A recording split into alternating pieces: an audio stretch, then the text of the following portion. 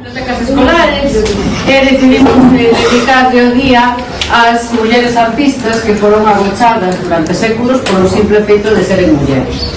A vosa profesora de plástica, Elsa, vende facer unha serie de cadros para poñeras en valor e despois desa exposición publicouse un libro e baseándonos na súa obra pictórica vimos de facer unha pequena representación na que as vosas compañeiras de primeiro bachillerato C na materia de literatura universal pois vamos contar un pouco a súa vida.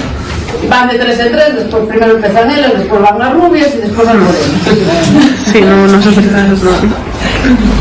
Bueno, vou a ver, eu sou Micina Bolsa, que está aquí, e eu vou vos contar a miña historia. Eu nací o 25 de xaneiro de 1972 en Londres, nun fogacho de libros, votos intelectuais e un zumbido constante de ideas. Meu pai, Leslie Stephen, era un home culto e filósofo e miña nai, Julia, foi modelo pola súa gran beleza. Crecín rodeada de historias, pero tamén de silencios dentro do meu fogacho. A miña infancia quebrouse moi pronto cando a miña nai morreu cando eu solamente tiña 13 anos. Foi unha das sombras que nunca me abandonou. Mais tarde tamén faleceron miña irmá Estela e meu pai, golpes que tamén marcaron a miña vida. Con cada fecha, unha parte de min foi se afundindo ata sufrir unha depresión profunda que me acompañaría gran parte da miña vida. Sen embargo, entre toda esa tristeza descubrí a escritura, o que foi a miña salvación, a miña maneira de comprender a vida e reconstruíra. Grazas ás palabras, algúns dos meus irmáns e amigos axudaronme a fundar o Blues Barili, que era un grupo con un conxunto de mentes libres e irreverentes que desafiaban as normas da sociedade. Ali coñecín ao meu home, Leonardo Wolf, que me acompañou con infinita paciencia e ternura. Xuntos creamos a Hobart Press, a nosa propia editorial, e ali imprimimos todas as nosas ideas e obras.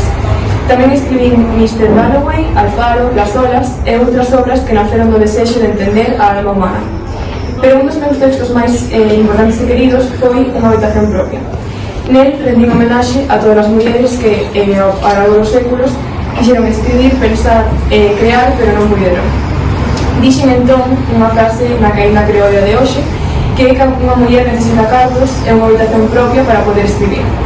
Foi a miña forma de contarle ao mundo que as mulleres merecemos liberdade, independencia e voz, que a nosa mente non debe pedir permiso para existir. Ainda así, a oscuridade nunca me abandonou de todo. A vida avanzaba, os recordos doían e a miña mente volveu a tambalearse. En 1941 sentí que xa non tiña máis forzas para enfrentar outra crise e escribí unha carta ao meu marido e camiñei cara ao río Ouse cos pechos cheos de pedras. Non o fixen por falta de amor, senón porque a miña mente xa non encontraba calma.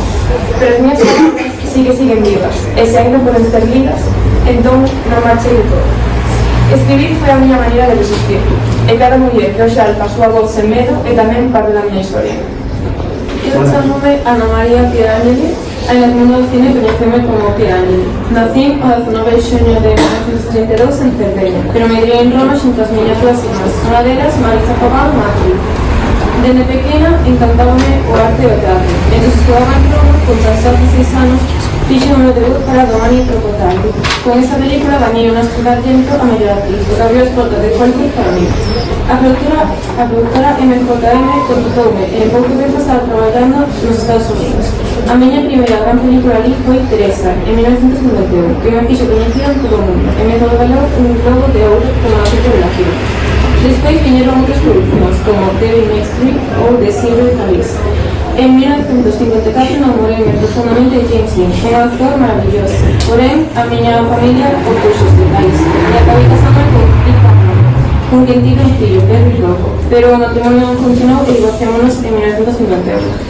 Ao ano seguinte, volvín a Europa debido ao duro golpe que supuxo a morte de James nun accidente automobilístico.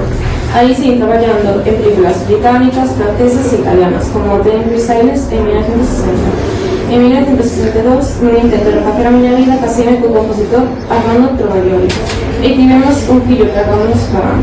Do tempo, a miña carreira, que tanto me costaba conseguir en exigencias de un americano e as dificultades de unha actriz muller, foi apagando pouco a pouco. Isto, xunto con problemas económicos, a dor de non superar máis pequenos e outros profesións, sumironme nunha forte depresión. A miña última película foi Ultraman, xa que o 10 de setembro de 1971, con só 39 anos, liquidei, deixando unha carta para unha amiga na que paraba verificadamente a morte de James e como non iba a ser capaz de ser feliz nunca.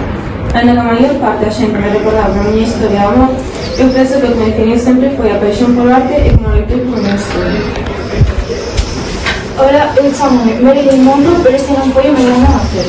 O 1 de xunio de 1926, nací no 1 de xunio de 1926 en Los Ángeles, co nome de Norma Jane Morris. A miña infancia non foi nada doada, xa que a miña nai tiña problemas mentais, entón criei entre familias de acollida e orfanatos.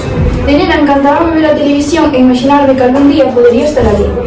Un día traballando en unha fábrica de avións, un fotógrafo comezou a sacarme fotos.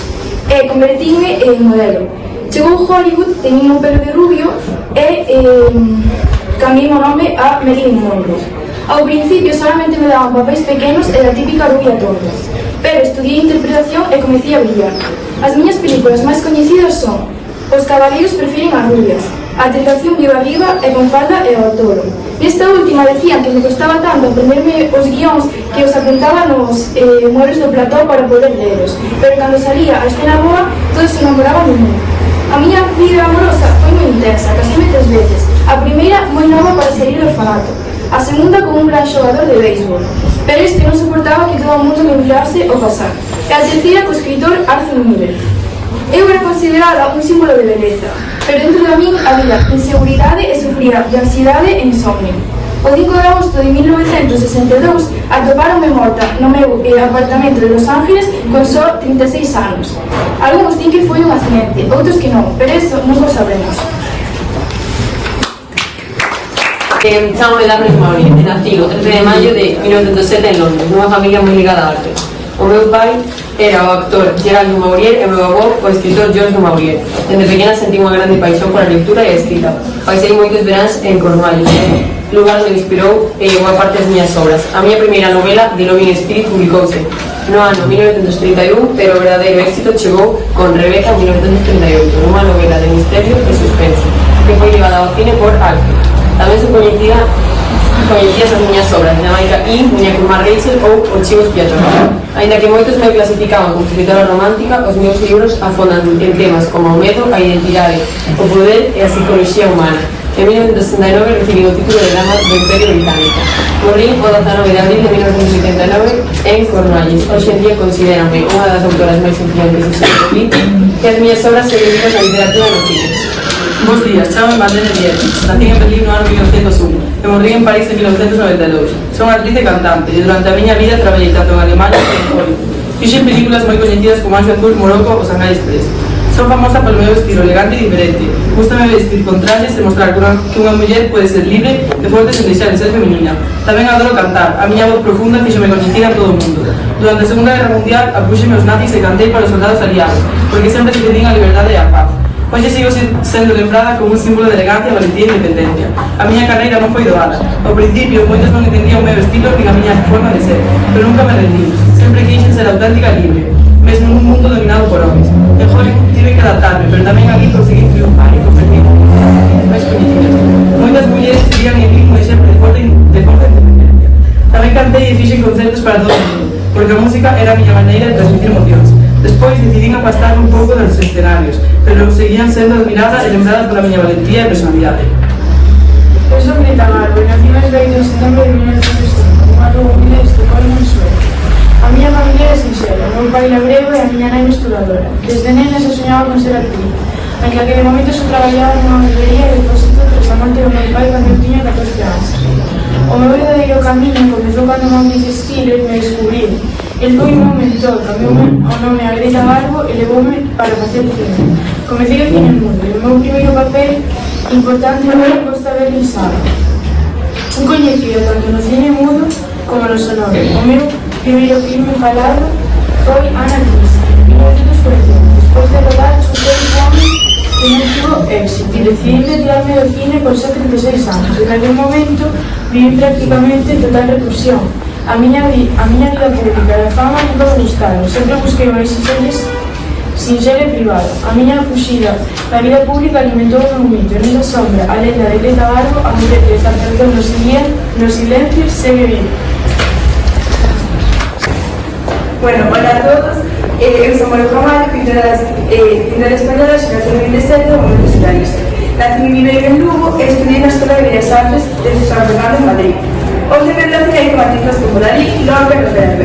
Formei parte do grupo de mulleres intelectuais conhecidas como las Sombreros, xunto a María Zambrano, Concha Méndez, María Teresa León, Rosa Chapel, Josefina de la Torre, entre outros. Neste grupo rachamos cos estereotipos femeninos da época, defendendo a liberdade creativa. ¿Qué pasó? ¿Qué pasa siempre? Bueno, defendendo a liberdade creativa e a igualdade da muller na arte e na cultura. Durante os anos 30 estarei por obras de estilo vanguardista, ao estar a Guerra Civil Española e seguir en Portugal e despois en Argentina, onde a minha pintura evolucionou cara ao simbólico e cósmico. Regresé a España en los 60, viviendo los últimos años en Madrid, donde morrí en 1925. Hoy en día coñéceseme como unha figura pioneira e transgresora, símbolo de la liberdade femenina na arte de Madrid. Bueno, hola a todos e a todas, eu nací como Lucille Freire Suer, un recucho de Texas o 23 de marzo de 1904. Moito antes de ser Joan Crawford. O nome impuxo un concurso da MGM que dicían que o meu nome real soaba a depresión, pero o nome nunca me importou. O que valía era a ambición e a fama de ser reina. Non tive unha infancia doada, sen luxos ni mansións. Aprendín que o mundo non regala nada. Por iso, cando cheguei a Hollywood, non soñaba con ser estrela, senón que quería sobrevivir e facelo con estilo. Comecei bailando en escenarios pequenos con zapatos asustados e luces cegadoras. No MGM era só outra rapariga con ollos grandes e vontade de ser ferro. Pero forza de traballo, disciplina e obstinación convertíronme na muller moderna que as mozas dos anos 30 desexaban ser. Forte, independente e desexada, mas nunca sumisa. Din que fun fría e calculadora, pode ser. En Hollywood ou te mantés firme ou és unha sombra. Cada película foi unha batalla, cada cámara, cada xuiz. Pero tamén cada papel foi unha reinvención. Con Mildred Pierce cheguei a redención. Gañei a Oscar e o respeto, o tesouro máis valioso para unha muller desta industria. Amei, perdín, casei 4 veces e chorei máis do que se pensa. Con Alfred Steele, o meu último esposo, atopei unha familia e sentido práctico. Cando morreu, dediquei a Percy, con idéntica entrega, unha muller de aceiro que nunca se derrumou. Logo, veu o olvido das sabedorías, os libros, as películas. Mami deles. Chamaronme nai terrible, cruel. Quizás non fui perfecta, pero deixei o mellor que sou. Sempre exixí moito, pero primeiro exixía de mí mesmo. A Bette Davis admirei na tanto como detestei. Éramos opostas, e iso fixo nos internas. Whatever happened to Baby Jane foi a nosa guerra e a nosa gloria. Dúas feras pechadas no mesmo escenario chamado Hollywood. Hoxe, uns chamame monstro, outros lenda. Eu prefiro pensar que fun ambas. Nesta industria, a dulzura non sobrevive. O meu nome foi máscara, escudo e danza. E ainda que as luces se apaguen, cando alguén pronuncia Joan Crawford, segue sentindo ese tremor. É unha muller que nunca pediu permiso para brillar. Eu son Rosalía de Castro. Nací no 23 de fevereiro de 1857 en Santiago de Compostela. Unha das figuras máis importantes da literatura galega do século XIX. É unha das voces máis destacadas do descubrimento galego. Movimento que buscaba recuperar a lingua e a cultura de Galicia despois dos séculos de esquecemento. A miña obra máis reconhecida é o libro Cantares Galegos, que foi publicado en 1863. Esta obra marcou o inicio da literatura moderna en galego. A través dos meus versos, quixen dar voz ao povo galego, as súas costumes, as súas dores e tamén as súas esperanzas. Mais tarde, no ano 1880, publiquei Follas Novas, unha obra máis íntima e reflexiva, onde amostra preocupación polo destino das mulleres e para a situación social de Galicia. En 1884, escribí e publiquei En las orillas del Sar, esta vez en castelán, onde expreso a miña visión máis persoal, triste e melancólica do mundo. Nas miñas poesías proclamo o amor pola terra, a beleza da lingua galega e a dignidade das mulleres, que tantas veces foron esquecidas pola sociedade. Considero-me unha defensora do feminismo e unha defensora da identidade galega. Hola, son Elena Sorolla e nací en Valencia en 1895. Son filla do pintor Joaquín Sorolla e de Clotilde García del Castillo. Desde neno viví rodeada de arte e moi pronto descubrín a miña paixón pola escultura. Estudei na Institución Libre de Enseñanza e tive o privilexio de aprender de grandes mestres como Mariano Benlliure e José Capuz. Entre 1916 e 1926 dediqueime intensamente a crear retratos e figuras femininas en mármore, bronce e madeira, participando en exposicións de España e tamén en Burdeos. No ano 1926 compartí unha mostra coa miña irmá María no Liceo Club Femenino de Madrid, un dos recordos máis felices da miña carreira. En 1922 caseime con Victoriano Lorente e co tempo decidín afastarme da vida pública para dedicarme á miña familia, aínda que nunca deixei de modelar e esculpir por completo. Finei en Madrid no ano 1975, deixando tras de min unha obra discreta pero chea de sensibilidade, reflexo dunha vida marcada pola arte e polo amor. Ola, son Catherine Hedbull e vou contarvos a miña historia. Nacín o 12 de maio de 1907 en Hartford. Tiña 5 irmáns e fomos criados en Connecticut por pais reformistas e de clase alta. O meu gran amor foi Spencer Tracy e dedicamos ao mundo do cine igual que a min. Traballamos xuntos en varios proxectos como Na Costilla de Adán. A miña carreira empezou en Broadway e despois trasladeime a Hollywood. Os meus primeiros anos da industria do cine estiveron marcados polo éxito e incluso recibín un premio pola miña terceira película, Gloria dun día. Nestes anos tamén participei en películas como La fiera de mi niña, Historias de Filadelfia. Despois tive unha mala racha, pero na década de 1940 filmei un novo contrato e na segunda metade da miña vida volveu máis ben. Aparecí en producións teatrais de Shakespeare, recibín 3 premios máis e fixe películas moi importantes. Adivina quién viene a cenar esta noche, pola que me deron un Oscar, El león en invierno, ca que gañei o meu terceiro Oscar, e máis. Na década de 1970 empecé a participar en películas de televisión, que se converteu no foco central da miña carreira na vellez. Aparte de ser recoñecida polo meu gran éxito no mundo do cine, tamén fui recoñecida por rechazar o sistema publicitario de Hollywood e por negarme a cumprir coas expectativas que tiña a sociedade sobre as mulleres, polo que con 8 anos xa iba a manifestarme con miña nai polo dereito ao voto das mulleres. Finalmente, morrí en 2003 con 96 anos, debido a un paro cardiorrespiratorio. Son María del Carmen Corredoira Ruiz de Bar, máis coñecida como María Corredoira. Nací na Coruña el 20 de maio de 1993, unha familia culta que sempre valorou a educación e as artes. Desde nena sentí unha fonda atracción polo dibuixo e pola cor. Pasaba horas observando as luces e as sombras das rosas e dos rosas, intentando capturar nelas a vida que me rodeaba. Comecei a estudar dibuixo e pintura na miña cidade, da man de mestres como Félix Castro e Enrique Saborín, que me animaron a continuar formando. Moi nova, aos 16 anos, tive unha sorte de gañar a medalla de ouro na Exposición Regional de Santiago de Compostela, en 1909, un reconhecemento que me deu confianza para seguir o camiño da arte. Anos despois trasladou a Madrid, onde ampliei os meus estudos con pintores como Eduardo Chicharro e José María López Mezquita, 2 meses que me axudaron a perfeccionar a técnica e a topar a miña propia voz artística. Allí aprendí a importancia da luz, da composición e, sobre todo, da expresión interior que debe haber detrás de cada lienzo. De volta a Galicia, comecei a expoñer e a consolidar o meu estilo. As miñas primeiras obras eran retratos e estilos costumistas galegas, nas que representaba a xente sinxela, a vida do campo e da costa, e sempre con ternura e realismo. Co paso dos anos, o meu interese foi mudando. Comecei a pintar interiores de igrexas, conventos e capelas, lugares onde o silencio e a luz teñen unha forza espiritual fonda. Aquelas paredes, aquelas luces suaves e aqueles tons apagados converteronse no espello da miña propia alma. No 1928 fui un membro do Seminario de Estudos Galegos. En 1938 ingresei como académica na Real Academia de Belas Artes da Coruña, algo que me sinto moi orgullosa.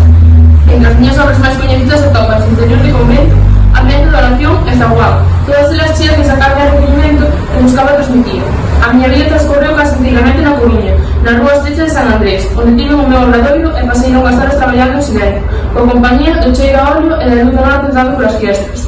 Finalmente falecimos o 17 de novembro de 1970, pero deixa atrás unha obra que fala de serenidade, introspección e fe na arte como camiño para a verdade interior. Sempre pintí o que sentía, máis o que vía, porque para mí a pintura é unha forma de oración e de vida.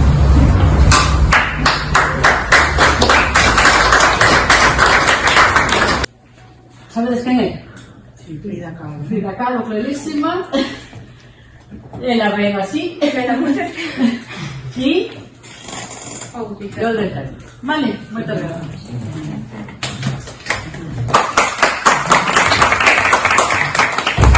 Bueno, entonces vamos a hablar un poco sobre su vida para contar qué vivieron, qué pasaron y demás.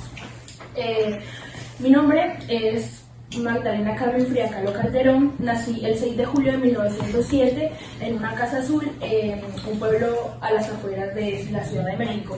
Me gusta decir que nací en 1910, ya que en ese año comenzó la Revolución Mexicana y me gusta decir que mi vida comenzó con la revolución de mi país. Cuando tenía 6 años me dio una enfermedad llamada poliomielitis que me dejó una pierna más delgada que otra y una leve cojera. Los niños me llamaban Frida la pata de palo, pero aprendí a sobrevivir, a vivir así. Siempre fui curiosa, rebelde y distinta. En la Escuela Preparatoria Nacional fui una de las pocas mujeres y quería ser doctora, no realmente pintora, pero bueno, la vida tenía otros planes para mí. Ahora voy a hablar del accidente que me cambió la vida para siempre. Cuando tenía 18 años, una tranvía chocó el autobús en el que viajaba y una barra de hierro me atravesó todo el cuerpo. Me fracturé en costillas, espalda, pelvis y piernas. Creí que no sobreviviría. En el hospital y luego en mi cama inmóvil, mi madre puso un espejo en mi cama y empecé a retratarme a mí misma, que era lo único que tenía a la vista. Pintar se convirtió en una forma de soportar el dolor. Mis cuadros llevan sangre, amor, raíces y México. Pinté más de 140 cuadros y más de la mitad de ellos autorretratos, donde mostré mis abortos, mis operaciones, mi fuerza y esperanza. También participé en la política, ya que creía en la igualdad y en un México más justo. Siempre llevé a México en el corazón y lo reflejaba en mi ropa. Me vestía con flores en el cabello, trenzas y collares de jade. Mi salud nunca mejoró y pasé por más de 30 operaciones, sufrí abortos y en los últimos años me amputaron una pierna, pero aprendí a seguir viviendo así y seguí pintando. En 1953 tuve mi primera exposición individual en México y los médicos no querían que fueran, pero yo llegué en una camilla con flores, amigos y fiestas. Fue un acto de resistencia. Un año después, el 13 de julio de 1954, mi cuerpo se cansó y me fui de este mundo. Ahora me consideran un símbolo de resistencia, fuerza y autenticidad de las mujeres que no tienen miedo a ser ellas mismas y que nunca se rinden.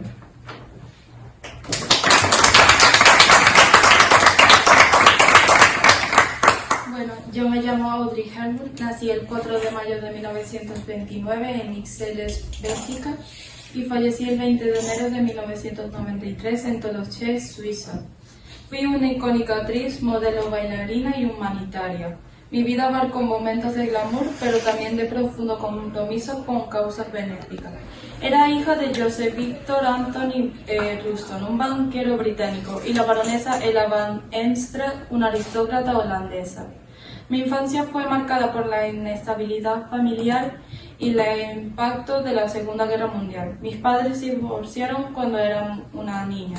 Y durante las ocupaciones nazis de los Países Bajos, mi madre y yo sufrimos grandes dificultades. Para evitar la confiscación de bienes, mi madre cambió mi nombre a Ella van Heemstra.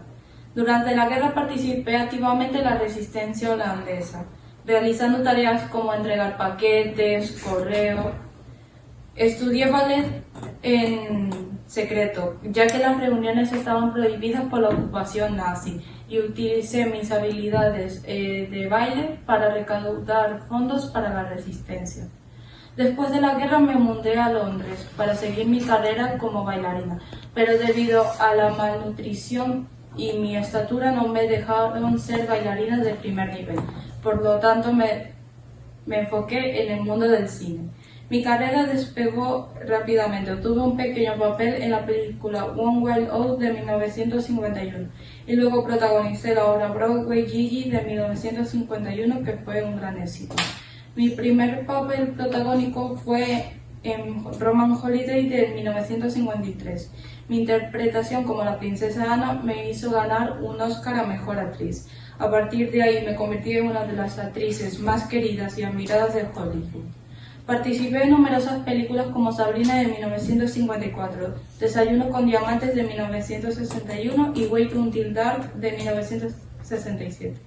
Era conocida por mi elegancia, mi estilo único y mi encanto natural, lo que creó una imagen icónica que sigue siendo influyente en la moda hasta el día de hoy. A partir de 1967 reduje gradualmente mi actividad en el cine para enfocarme a causas humanitarias. En 1988 me convertí en embajadora de buenas voluntades de UNICEF, viajando por todo el mundo para ayudar a niños en situación de pobreza y enfermedad. Mi experiencia personal durante la guerra me motivó a trabajar incansablemente en favor de los niños. Fui defensora de ellos y de sus derechos, y utilicé mi fama para concienciar a las personas sobre los problemas que tienen los niños en día de hoy. Dejé un legado imborrable en el mundo del cine, la moda y el humanitarismo. Mi talento actoral, mi belleza y mi compromiso con los demás me convirtieron en un modelo a seguir para las personas. Soy recordado como una de las mayores estrellas de Hollywood, pero también como una mujer compasiva y generosa que se dedicó toda su vida a hacer el mundo un lugar mejor. O meu nome é Mela Melania Kinsland Mutternich, ainda que son máis coñecida como Mela Mutter, o pseudónimo que empregaba ao firmar as miñas obras. Nací o 26 de abril de 1876 en Varsovia, Polonia, no seo unha familia xudía acomodada. Durante toda a miña infancia, o meu pai inculcoume o amor pola arte e tamén pola pintura. De feito, desde nena, recibín clases non só de piano, tamén de pintura. Cando xa fui medrando, ingresei na Academia de las Artes, porque naquela época as mulleres non podían ingresar nas universidades públicas. Logo, aos meus 23 anos, caseime con Michal Mutternich, un crítico de arte e tamén escritor. Con el tive un fillo, de nome Ángel. Xa no ano 1901, mudeime a París, xunto co meu marido e tamén o meu fillo. Unha vez ali continuei a miña formación profesional en varias academias, como foron Academia Colasori e tamén Academia de la Gran Chaumière. Foi entón cando empecé a publicar as miñas obras en máis lugares, concretamente en París, en Polonia, na miña terra natal, e en Girona, cidade que visitei en 1914. Por certo, sabedes como... Bueno, sabedes o que decía a xente ao meu estilo artístico? Pois decíase que pintaba como un home, polo feito de que nas miñas obras non recollía trazos, digamos, delicados, senón que únicamente me dedicaba a expresar a miña realidade. Iso sí, de diferentes enfoques, dependendo do momento artístico no que estivera. É importante dicir que este comentario non era totalmente ofensivo, senón que tamén facía alusión á forza que recollían as miñas obras, así como a súa originalidade. Tras a Primeira Guerra Mundial, a miña vida e o meu estilo artístico cambiou notablemente. Neste momento, divorciei do meu marido debido a que mantivo unha aventura co escritor e activista Raymond Lefebvre. Ademais de que no ano 1904 faleceron o meu fillo de tuberculose ósea, tamén o meu pai e un bo amigo meu. Francisco convertiu no catolicismo, porque foi un método de resistir ante esta situación. Ademais de que a nivel artístico tamén me dediquei a expresar a beleza da realidade, para de novo intentar superar esa crítica situación que vivía. Por se fora pouco, durante a Segunda Guerra Mundial tiven que exiliarme a Aviñón. Non regresei a París ata que rematou o conflito. Durante os últimos anos da miña vida pasei-nos pintando, a pesar da cegueira que sofría, e xa por último marchei deste mundo 14 de maio do ano 1962, a idade de 91 anos. Gracias.